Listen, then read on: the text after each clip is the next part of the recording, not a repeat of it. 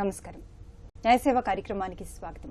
ఇవాళ మన అంశం అరెస్టులు, బెయిలు, న్యాయ సహాయం. ఈ అంశంపై సలహాలు, సూచనలు అందించడానికి మనతో పాటు ఉన్నారు 22వ అదనపు జ్యుడిషియల్ మెజిస్ట్రేట్ హైదరాబాద్ సంకేత్ మిత్రా గారు, అలాగే న్యాయవాది ఏ రామ్మోహన్ గారు. వారిచే విలువైన సలహాలు, సూచనలు స్వీకరిద్దాం. జడ్జి గారు, అసలు బెయిల్ అంటే ఏంటి? ఎలాంటి కేసుల్లో బెయిల్ వస్తుంది, ఎలాంటి కేసుల్లో బెయిల్ రాదు?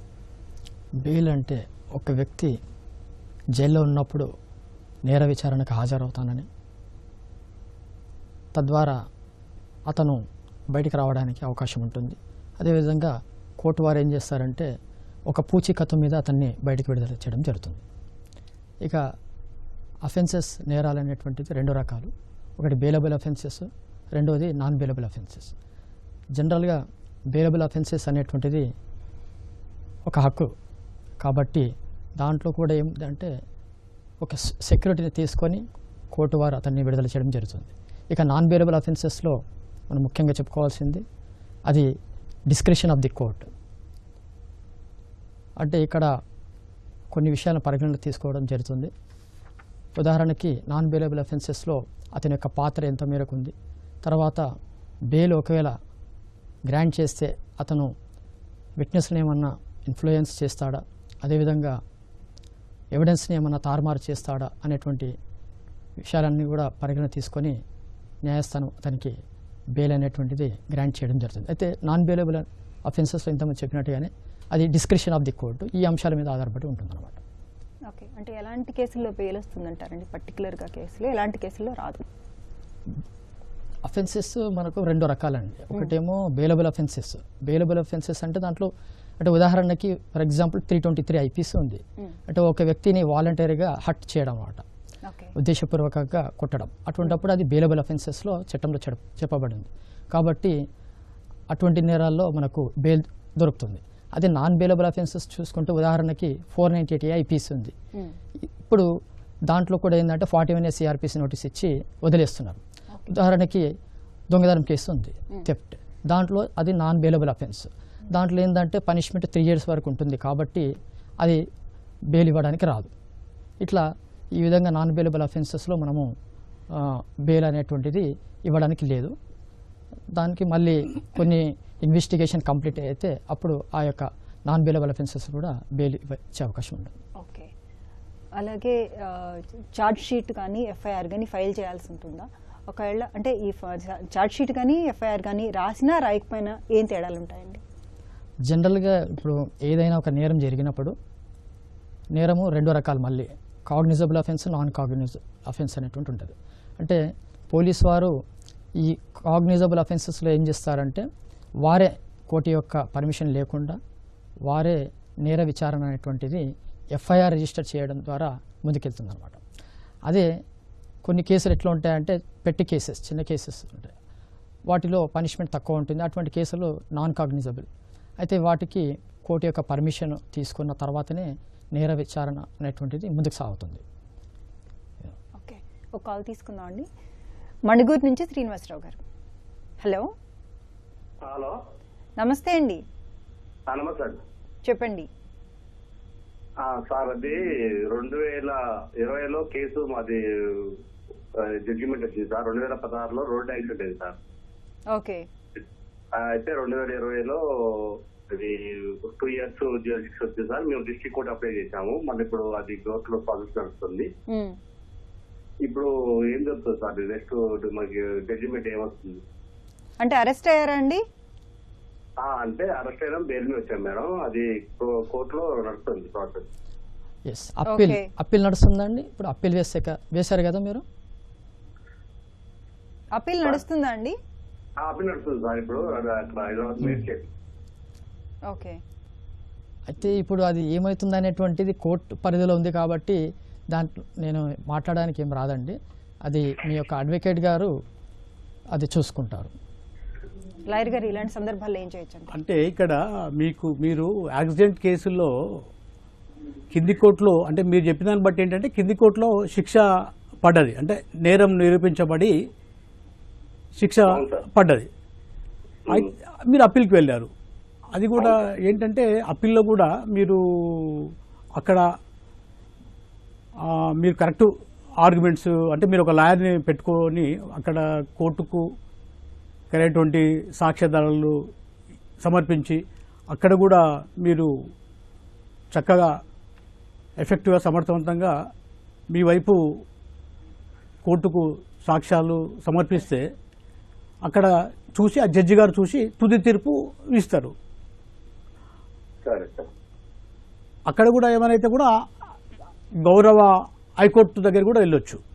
అక్కడ మీకు అంటే జడ్జిమెంటు సాక్ష్యాలు సమర్పించే దాన్ని బట్టి అక్కడ మీకు కేసు వీగిపోవచ్చు, లేకపోతే కింది కోర్టు ఏదైతే ఇస్తుందో అదే దాన్ని కన్ఫర్మ్ చేయొచ్చు. అప్పుడు మీరు మళ్ళీ మీకు గౌరవ హైకోర్టుకు మీరు మళ్ళీ అప్పీల్ చేసుకోవచ్చు అక్కడ మళ్ళీ ఒక లాయర్ని పెట్టుకొని.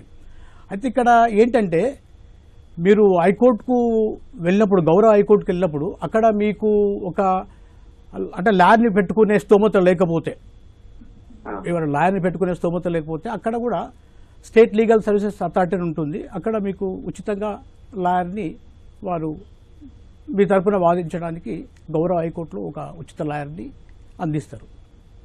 అక్కడ మీరు స్టేట్ లీగల్ సర్వీసెస్ అథారిటీకి వెళ్లాల్సి ఉంటుంది. అంటే ఎవరైతే లాయర్ని పెట్టుకోలేని స్తోమత లేని వాళ్ళు స్టేట్ సర్వీస్ కమిషన్ హైకోర్టులో ఒక వింగ్ ఉంటుంది. అక్కడ వెళ్ళి మీరు అర్జీ పెట్టుకుంటే మీకు ఉచితంగా మీ తరఫున వాదించడానికి అక్కడ కూడా మంచి ఎమినెంట్ లాయర్స్ ఉంటారు. వాళ్ళు ఒకరిని ప్యానెల్ లాయర్ని మీ కేసు వారికి అప్పగిస్తారు. అంటే భవిష్యత్తులో అది గుర్తుపెట్టుకోండి. జడ్జి గారు, అలాగే బెయిల్ పొందాలంటే ఛార్జ్ షీట్ అనేది పోలీసులు కోర్టుకి ఎన్ని రోజుల్లో సమర్పించాలి? దానికి ఏమైనా కాలపరిమితి ఉంటుందా? ఉందండి.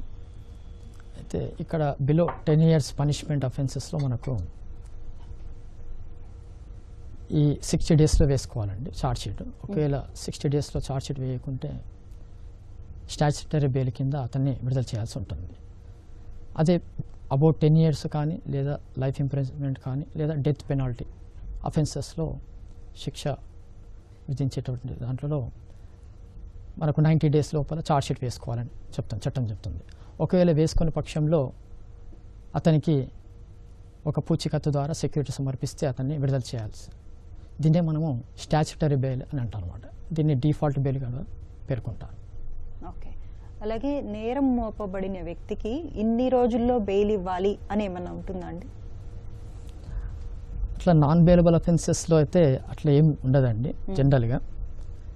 అది it depends upon the facts and circumstances of the each case. అంటే ఉదాహరణకి గ్రావిటీ ఆఫ్ ది అఫెన్స్ చూస్తారు, నేర తీవ్రత, తర్వాత అతని యొక్క పాత్ర ఎంత మేరకు ఉంది, అదేవిధంగా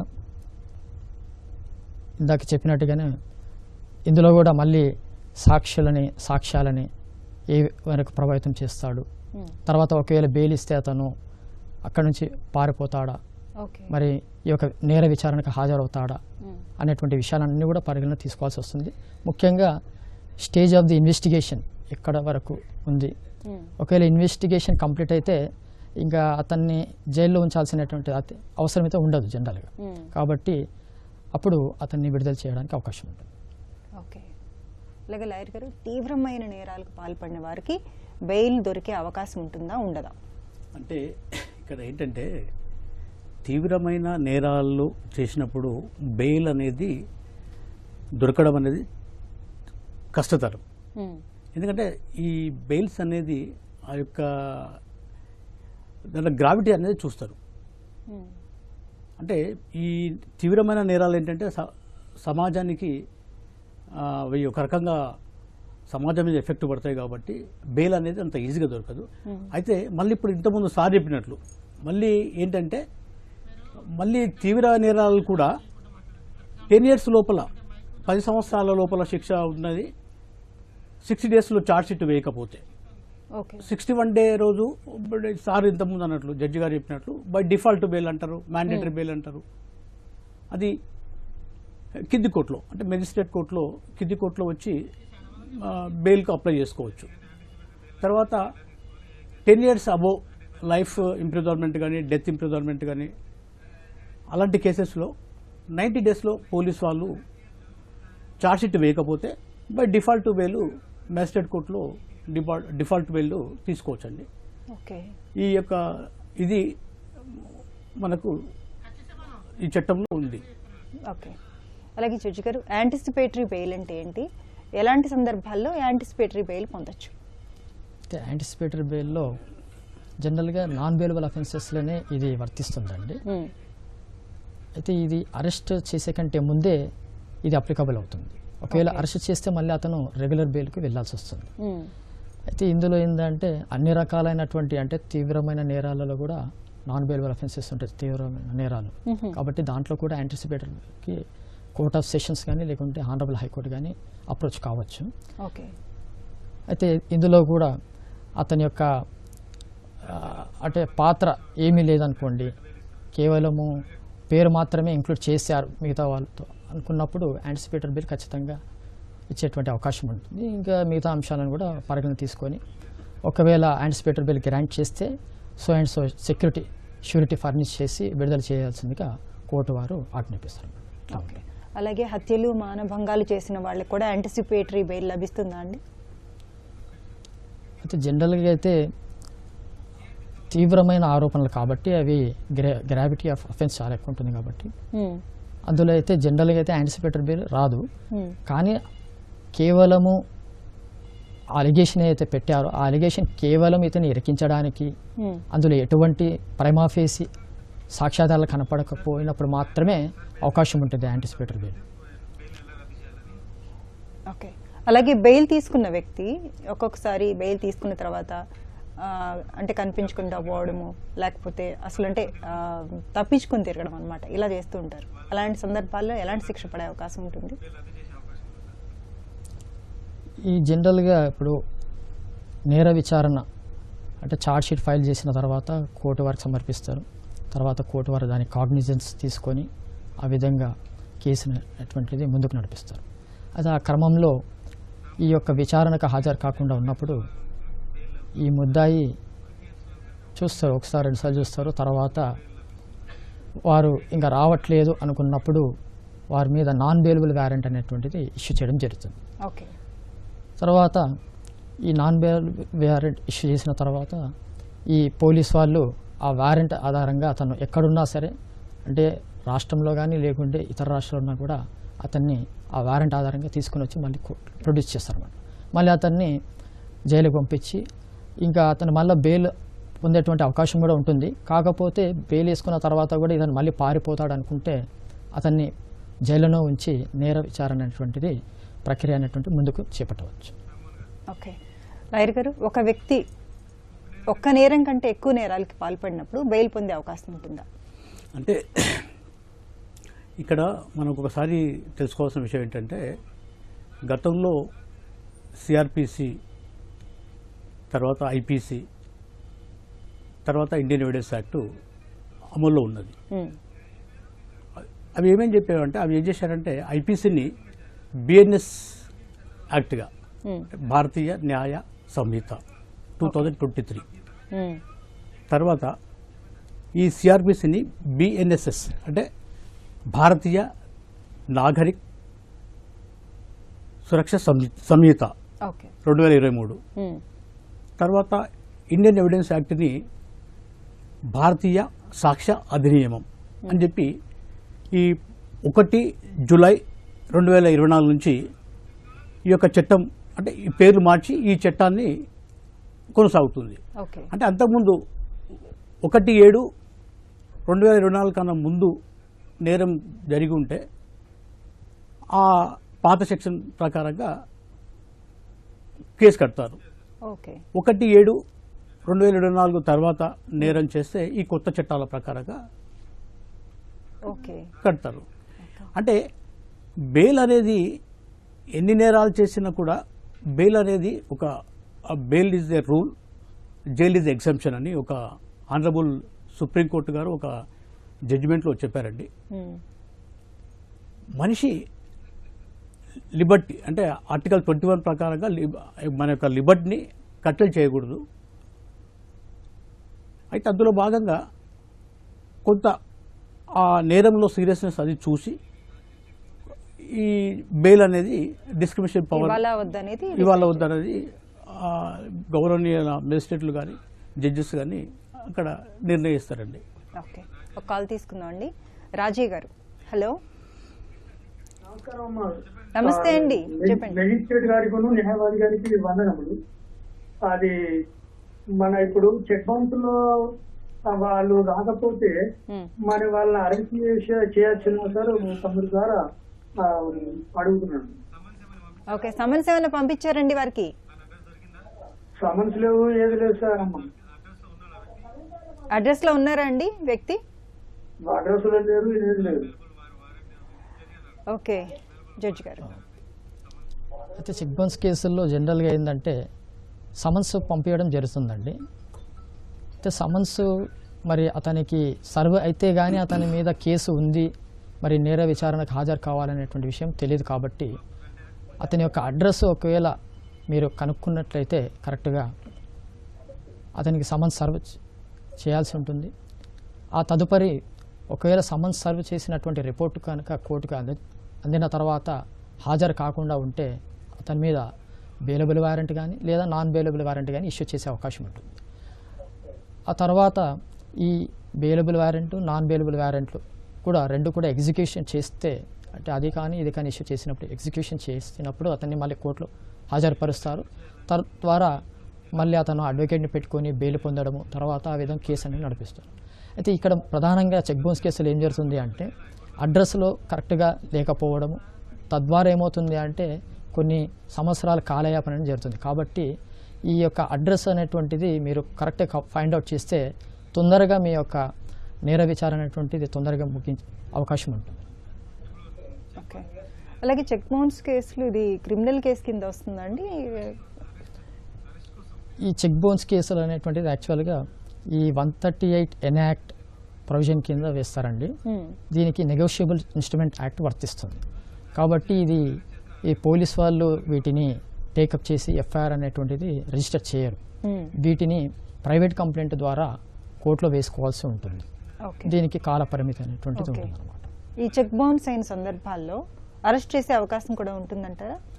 జనరల్గా అయితే ఇవి సమన్స్ కేసు కాబట్టి దీంట్లో అరెస్ట్ అంటే ఏముండదండి. ఇందాక చెప్పినట్టుగా సమన్స్ ఒకవేళ సర్వే అతను రాకుండా ఉంటే మాత్రమే మనము వారెంట్ ఇష్యూ చేసే అవకాశం ఉంటుంది. జనరల్గా అయితే ఉండదు. ఓకే, ఒక కాల్ తీసుకుందాం అండి. పశ్చిమ గోదావరి నుంచి బేబీ గారు, హలో. హలో, నమస్తే అమ్మా, చెప్పండి. నమస్తే అండి. ఎఫ్ఐఆర్ చేసిన తర్వాత దానికి ఒక క్లయింట్ కి అది అరెస్ట్ అని వాడిద్దని చెప్పారు, కానీ బయట వదిలేశారు వాడిని. అది వెంటనే మరుసటి రోజునే వాడికి బెయిల్ వచ్చేసిందంటండి. ఓకే, లాయర్ గారు చూడండి బేబీ గారు, మీరు ఒక ఎఫ్ఐఆర్ అతని మీద రిజిస్టర్ కాబడ్డది, తర్వాత వెంటనే వదిలిపెట్టారు అని మీ క్వశ్చన్ కదండి. చూడండి బేబీ గారు, ఇప్పుడు ఏంటంటే ఇక్కడ ఎఫ్ఐఆర్ ఇప్పుడు వినండి నేను చెప్తున్నాను. ఇప్పుడు 7 సంవత్సరాల లోపు పనిష్మెంట్ విధించే శిక్షలలో ఇప్పుడు పోలీసు వాళ్ళు ఏం చేస్తున్నారంటే 41 నోటీస్, అంటే గతంలో 41A నోటీస్ ఇచ్చేవాళ్ళు. ఇప్పుడు బిఎన్ఎస్ఎస్ యాక్ట్ ప్రకారంగా 35 సెక్షన్ బిఎన్ఎస్ఎస్ ప్రకారంగా 7 సంవత్సరాలు శిక్ష పడే నేరాలలో వాళ్ళు నోటీస్ ఇచ్చి వదిలేస్తున్నారండి. అంటే ఇక్కడ ఏంటంటే ఈ యొక్క అర్నెస్ జడ్జిమెంట్లో గౌరవ సుప్రీంకోర్టు గారు ఏం చెప్పారంటే కొన్ని గైడ్లైన్స్ ఇచ్చారు. అంటే ఈ 7 సంవత్సరాల శిక్ష పడేది కానీ 7 సంవత్సరాల వరకు శిక్ష పడే నేరాలలో పోలీసు వాళ్ళు నోటీస్ ఇచ్చి వాళ్ళు తర్వాత అంటే నోటీస్ ఇచ్చి ఎక్స్ప్లెనేషన్ అడుగుతారు. ఆ ఎక్స్ప్లెనేషన్కు సరైనటువంటి కరెక్ట్ జవాబు ఇచ్చి వాళ్ళు సాటిస్ఫై అనుకోండి, వాళ్ళు ఏం చేస్తారంటే వదిలేస్తారు. కోర్టులో ఛార్జ్షీట్ చేస్తారు. ఛార్జ్షీట్ కోర్టు గౌరవ కోర్టు నుంచి ఆ ముద్దాయికి సమన్స్ వస్తాయి. కోర్టులో ట్రయల్ విచారణ స్టార్ట్ అవుతుంది. అంతేగాని మీరు వదిలేశారంటే ఆ ప్రకారంగా వారు వదిలేసి ఉంటారండి. అంటే 24 అవర్స్లో బెయిల్ ఎలా వచ్చింది అని ఆవిడ డౌట్ అండి. 24 అవర్స్లో బెయిల్, ఇక్కడ 24 అవర్స్లో బెయిల్ కాదు. వాళ్ళు ఏదైతే ఎఫ్ఐఆర్ అయిపోయిన తర్వాత వాళ్ళు అతనికి ఒక నోటీస్ ఇస్తారండి. అంటే సిఆర్పిసి ప్రకారం 41, ఇప్పుడు బిఎన్ఎస్ యాక్ట్ అయింది కాబట్టి 35 సెక్షన్ 35 ప్రకారంగా పోలీసు వారు ఏం చేస్తారంటే అతనికి నోటీస్ ఇస్తారు. నోటీస్ ఇచ్చి ఎక్స్ప్లెనేషన్ అడుగుతారు. ఎక్స్ప్లెనేషన్ అడిగి అతను సాటిస్ఫై అయింది అనుకోండి, అంటే ఇక్కడ ఏంటంటే వాళ్ళు పోలీసు వాళ్ళు కూడా ఒకవేళ అతని మీద అతను ఇచ్చే జవాబు మీద వారు నమ్మకం కలగకపోతే ఆ యొక్క విట్నెసెస్ని బెదిరిస్తాడని చెప్పి, లేకపోతే ఆ యొక్క అతను దేశం ఇచ్చి పారిపోతాడు అని అన్నప్పుడు మాత్రమే అరెస్ట్ చేసి గౌరవ కోర్టు ముందుకు తీసుకొస్తారు. లేకపోతే మిగతా అన్ని కేసుల్లో నోటీస్ ఇచ్చేసి ఎక్స్ప్లెనేషన్ అడుగుతారు. ఎక్స్ప్లెనేషన్ ఇచ్చేస్తే అయ్యో గారు సాటిస్ఫాక్షన్ అయితే అది బెయిల్ ఇవ్వచ్చు. ఓకే, మరో కాల్ తీసుకుందాం అండి. హలో, నమస్కారం మేడం. కార్తీక్ గారు నమస్తే అండి, చెప్పండి. మేడం ఏం లేదు మేడం, మా ఏరియాలో ఒకరు వాళ్ళ ఇంటి మీద వాళ్ళే దాడి చేసుకొని మేము దాడి చేసినాం అని చెప్పి కంప్లైంట్ ఇచ్చినట్ట పోలీస్ స్టేషన్ లో. ఓకే, అయితే పోలీస్ వాళ్ళు పిలిచారు. మేము కూడా చెప్పాం సార్ మేము కాదు సార్ మేము చేసింది అది అన్నాం. అయితే మళ్ళీ 2 days బ్యాక్ ఫోన్ చేసి మీరు ఆధార్ కార్డులు తీసుకొని రండి మేము స్టేషన్ బెయిల్ ఇస్తాము అది ఇది అని చెప్తున్నారు. మేము చేయని దానికి మేము ఎందుకు వెళ్ళి తీసుకోవాలి మేడం? మేము గవర్నమెంట్ జాబ్స్ ప్రిపేర్ అవుతున్నాము. మళ్ళీ ఫ్యూచర్ లో ఏమన్నా ప్రాబ్లం ఉంటుందా అన్నట్టు కాల్ చేసింది. ఓకే, ఎఫ్ఐఆర్ ఏమన్నా ఫైల్ చేశారండి? మేడం అంతా చెప్పలేదు మేడం, కోర్టుకు వేస్తున్నాము మీరు ఆధార్ కార్డు తీసుకొస్తే స్టేషన్ బెయిల్ ఇస్తామని చెప్పి చెప్తున్నాను. ఓకే, మేము చేయని దానికి మేము ఎందుకు వెళ్ళాలన్నట్టు వెళ్ళలేదు మేడం. ఇంకా జడ్జి గారు ఇలాంటి సందర్భాల్లో ఏం చేయాలంటారు?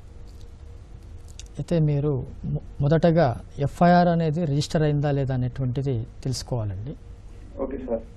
అయితే మరి అంటే స్టేషన్కి రండి మీకు నోటీస్ ఇస్తామన్నారు కాబట్టి ఎఫ్ఐఆర్ రిజిస్టర్ అయిందనే నేను భావిస్తున్నాను. అయితే ఆధార్ కార్డులు తీసుకొని రండి సంతకం పెట్టి స్టేషన్ బెయిల్ ఇస్తామని చెప్పి చెప్పారు. కాబట్టి ఎఫ్ఐఆర్ రిజిస్టర్ అయి ఉంటుంది కాబట్టి వాళ్ళు ఆ విధంగా చెప్పడం జరిగింది. అయితే ఇప్పుడు మీ మీద అది ఆ నేరారోపణ అనేటువంటి తప్పుడుగా ఉన్నప్పుడు కూడా ఎఫ్ఐఆర్ రిజిస్టర్ అయింది కాబట్టి మీరు తప్పనిసరిగా అక్కడికి వెళ్ళాల్సి ఉంటుంది. ఇంకా మీకు ఏంటంటే ఇక్కడ బిలో 7 years పనిష్మెంట్ అఫెన్సెస్లో మీకు ఈ నోటీస్ అనేటువంటి ఇస్తారండి. దాన్నే జనరల్ ఏంటంటే స్టేషన్ బెయిల్ అని అంటున్నారు, కాకపోతే నోటీస్ ఇస్తారు మీకు. ఇంకా లేదు నోటీస్ కాకుండా మీకు స్టేషన్ బెయిల్ అంటే బెయిలబుల్ అఫెన్స్ అయితేనేమో స్టేషన్ బెయిలే ఇస్తున్నారు, ఏదో కొంత పూచికత్తు పెట్టుకుని. కాబట్టి మీరు దాంట్లో ఇప్పుడు మాత్రం మీరు చేయాల్సింది వారు చెప్పినట్టుగా వెళ్ళి, అయితే మీరు భయం ఉంటే మీ ధైర్యం సరిపోకపోతే మీరు ఒక అడ్వకేట్ గారిని మీ వెంబడి తీసుకెళ్ళి ఆ విధంగా ఆ యొక్క చేసుకోవచ్చు అనమాట. ఈ సెక్యూరిటీ మేము చేయడానికి తీసుకుంటే మళ్ళీ స్టేషన్ బెయిల్ తీసుకుంటే మళ్ళీ గవర్నమెంట్ జాబ్స్ కి ప్రిపేర్ అవుతున్నాం కదా సార్, మళ్ళీ లీగల్ ఏమైనా ఇష్యూస్ వస్తాయి అంటే ఇప్పుడు చేయని దానికి ఇప్పుడు మీరు వెనక జరగడం అనేటువంటిది ఇప్పుడు చేయడానికి వీల్లేదండి. ఒక్కసారి ఎఫ్ఐఆర్ రిజిస్టర్ అయితే దాన్ని ఎదుర్కోవడమే మీకు. కార్తిక్ గారు ఏమన్నా ఫ్యూచర్ లో ఏమన్నా ఎఫెక్ట్ ఉంటుందా? ఇది ఎఫ్ఐఆర్ ఫైల్ అయింది కదా కాబట్టి అయితే మీరు తొందరగా ఈ కేసును ఏంటంటే తొందరగా మీరు యొక్క ఎవిడెన్స్ని పెట్టి మీరు దాన్ని డిస్పోజ్ అయ్యేటట్టుగా చూసుకోవడమే. తద్వారా అక్విటల్ అయితే మీకు ఎటువంటి ఇబ్బంది ఉండదు ఈ యొక్క గవర్నమెంట్ జాబ్స్. లేకపోతే కార్తిక్ గారు మీరు ఇక్కడ ఏం చేయొచ్చు అంటే గౌరవ హైకోర్టుకు మీరు అప్రోచ్ కావచ్చు. అంటే మీరు తప్పుడు కేసు చేయలేదు అని నిజంగా మీరు దాన్ని నిరూపించుకోగలిగితే కోర్టు గౌరవ హైకోర్టు నిరూపించుకోగలిగితే ఆ కేసుని కూడా క్వాష్ చేస్తుందండి. అప్పుడు కూడా మీకు ఎలాంటి ఇది లేదు. అంటే గవర్నమెంట్ జాబ్ అంటున్నారు కాబట్టి మీరు గౌరవ హైకోర్టులో మీరు ఎఫెక్టివ్గా మీరు మీ వైపు ఉన్న సాక్ష్యాలు జడ్జి గారి ముందర గౌరవ హైకోర్టు జడ్జి గారి ముందర మీరు ఉంచితే వారు అది చూసి వారు అంటే ఆ ఎఫ్ఐఆర్ క్వాష్ అయిపోతుందండి. ఎఫ్ఐఆర్నే క్వాష్ చేస్తారు మొత్తం. అంటే కేసు అనేది ఉండదు. అదే కార్తిక్ గారు ఇప్పుడు నేను చెప్పేది అదే. మీరు కూడా అన్నారు గవర్నమెంట్ జాబ్ అది అన్నారు కాబట్టి మీరు తప్పు చేయనప్పుడు నిర్భయంగా మీరు సరైన సాక్ష్యాధారాలతో మీరు గౌరవ హైకోర్టు గారి ముందరో మీరు ఉంచితే దాన్ని గౌరవ జడ్జి గారు చూసి హైకోర్టు జడ్జి గారు చూసి వారు కూడా మీరు సమర్పించిన సాక్ష్యాలు జెన్యూన్గా ఉంటే వారు నమ్మితే ఆ యొక్క ఎఫ్ఐఆర్ని కూడా క్వాష్ చేస్తారండి. అప్పుడు ఎఫ్ఐఆర్ కేసు అనేది ఉండదు. ఒకసారి ఎఫ్ఐఆర్ అనేది బుక్ అయితే మాత్రం రిజిస్టర్ అయితే మాత్రం గౌరవ హైకోర్టు వారే మాత్రమే దాన్ని క్వాష్ చేయగలుగుతారండి. ఆ పవర్ వారికే ఉంటుంది. మీరు కేసు ఎఫ్ఐఆర్ మీకు స్క్వాష్ అయిపోయింది అనుకోండి, మీరు బ్రహ్మాండంగా హ్యాపీగా మీ గవర్నమెంట్ జాబ్ అంటున్నారు కాబట్టి భయపడకుండా ధైర్యంగా మీ పనులు చేసుకోవచ్చండి. మీకు ఆ రెమెడీ ఉంటుందండి. మరో కాల్ తీసుకుందాం అండి. సుబ్బయ్య గారు ఒంగోలు నుంచి. హలో, నమస్తే మేడం. నమస్తే అండి, చెప్పండి. మేడం నేను ప్రకాశం జిల్లా ఒంగోలు నుంచి మాట్లాడుతున్నాను మేడం. ఓకే మేడం, ఎస్ఐ మీద కంప్లైంట్ ఇస్తే పోలీసులు తీసుకోవట్లేదు మేడం. ఎవరి మీదండి? ఎస్ఐ రామరెడ్డి మీద కంప్లైంట్ ఇస్తే పోలీసులు తీసుకోలేదు గత ప్రభుత్వంలో. ఇప్పుడు వచ్చి అప్పుడు దళిత నాయకురాలకి కేసు ఇంటర్ని డిఎస్పీతో చేస్తే కేసు కట్టారు మేడం. మాకు తెలియకుండా సిఐ గారు కేసు పాస్ తీసేశారు. స్టేషన్ ముందు 132 రోజులు దీక్ష కూర్చున్నప్పుడు, న్యాయపాడు దీక్ష కూర్చున్నప్పుడు వేరే సిఐకి ఎస్ఐఆర్ కానిస్టేబుల్ కొంతమందిని తీసేసి ఫైనాన్స్ తీసేసి కోర్టుకు పెట్టారు మాకు తెలియకుండా. అట్లా పెట్టారంటే పార్టీషన్ మా ఇష్టమని రువాబ్ చేశారు పోలీసు వాళ్ళు. ఇప్పుడు నేను కలెక్టర్ గారికి అందరికి అర్జీలు పెడుతున్నా, ఈ పోలీసు వాళ్ళు పోలీసు మీద కేసు కట్టరంట ఇబ్బంది పెడుతున్నారు. ఇప్పుడు నేను ఎస్పీ ఆఫీస్ ముందు నెత్తం చేస్తుంటే లాగేస్తున్నారు 45 రోజుల నుంచి. నాకు ఎస్పీ ఆఫీస్ ముందు పర్మిషన్ కావాలంటే కోర్టులో తెచ్చుకోవచ్చు అనేది మిమ్మల్ని సలహా అడుగుతున్నాను. అయితే మీరు ఇదివరకు చెప్పినట్టుగా ఒకవేళ తప్పుడు కేసు ఏమైనా బనాయించినట్లయితే మీకు అవకాశం ఉందండి హైకోర్టులో క్వాష్ చేసుకోవడానికి. కాబట్టి ఆ విధంగా మీరు అప్రోచ్ అయితే బాగుంటుందనేటువంటిది నా సలహా అండి. సుబ్బయ్య గారు ఇక్కడ మీరు ఏమన్నారంటే ఎవరు ఇప్పుడు పోలీసులు కానీ ఎవరైనా సరే ఈక్వాలిటీ బిఫోర్ లా ఆర్టికల్ 40 ప్రకారంగా చట్టం ముందర అందరూ సమానులే, ఎవరు తప్పు చేసినా శిక్షార్హులే.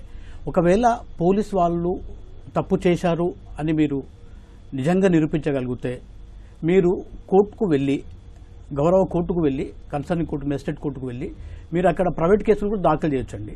ప్రైవేట్ కేసులు అంటే ఇట్లా వారు మేము ఇట్లా తీసుకోవట్లేదు, ఆయన కన్సర్నింగ్ పోలీసు కాబట్టి పోలీసు వాళ్ళే తీసుకోవట్లేదు అని మీరు నిజంగానే వారు నేరం పోలీసు వారు నేరం చేసి ఉంటే మీరు నేరుగా మెజిస్ట్రేట్ కోర్టుకు, మీరు ప్రకాశం డిస్టిక్ ఒంగోలు అన్నారు కదండి, అక్కడ మీకు మెజిస్ట్రేట్ కోర్టులు ఉంటాయండి. అక్కడ మెజిస్ట్రేట్ కోర్టు ఒక లాయర్ గారిని, సీనియర్ అడ్వకేట్ని పట్టుకొని సీనియర్ లాయర్ గారి ద్వారా మీరు ప్రైవేట్ కేసులు కూడా అతని మీద దాఖలు చేయొచ్చు.